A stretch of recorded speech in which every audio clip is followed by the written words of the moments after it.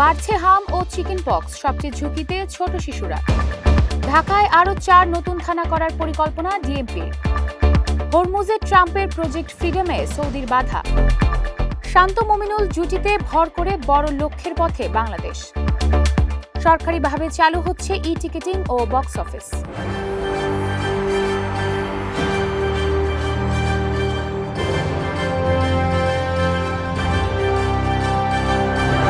দর্শক, আমন্ত্রণ জানাচ্ছি নাগরিক প্রতিদিন নিউজরুম ইনসাইড থেকে। সঙ্গে আছি আমি মাইশা মাহমুদ।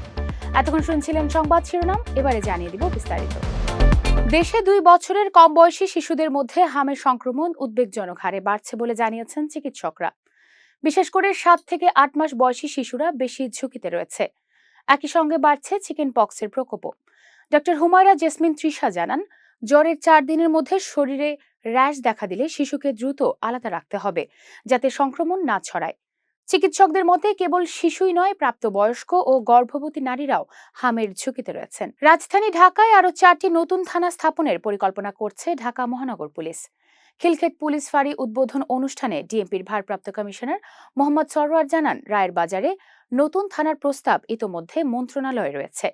এছাড়া মোহাম্মদপুর, আদাবর, হাজারীবাগ এলাকা নিয়ে আরেকটি থানা, ভাটারা এলাকায় বসুন্ধরা থানা এবং খিলগাঁও এলাকায় নতুন থানা গঠনের উদ্যোগ চলছে। পূর্বাঞ্চলে 4টি থানা ও 6টি পুলিশ ফাঁড়ি স্থাপনের প্রস্তাব দেওয়া হয়েছে। একই সঙ্গে নতুন ব্যারাক, পুলিশ লাইনস ও প্রশিক্ষণ কেন্দ্র স্থাপনের মাধ্যমে প্রায় 8,000 সদস্যের আবাসন সুবিধা বাড়ানোর কাজ চলছে বলে জানান তিনি।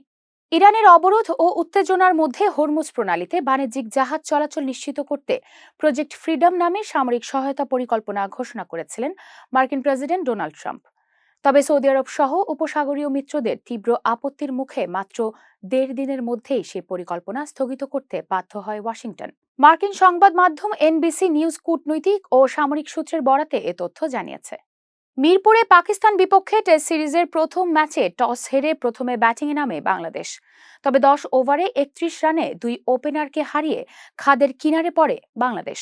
এরপর শান্তর দারুণ এক সেঞ্চুরি এবং মুমিনুল হকের হাফ সেঞ্চুরিতে অনবদ্য 170 রানের পার্টনারশিপে আবারও ম্যাচে ফেরে টাইগাররা।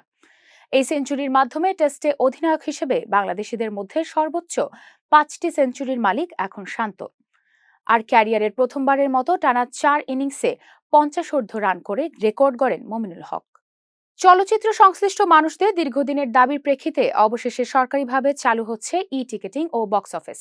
সরকারের কাছ থেকে ইতিবাচক সাড়া পেয়ে ই-টিকেটিং ও বক্স অফিস বিষয়ে ডিপিপি প্রণয়ন করেছে বিএফডিসি। বিএফডিসির ব্যবস্থাপনা পরিচালক মাসুমা তানি খবরটি নিশ্চিত করেছেন।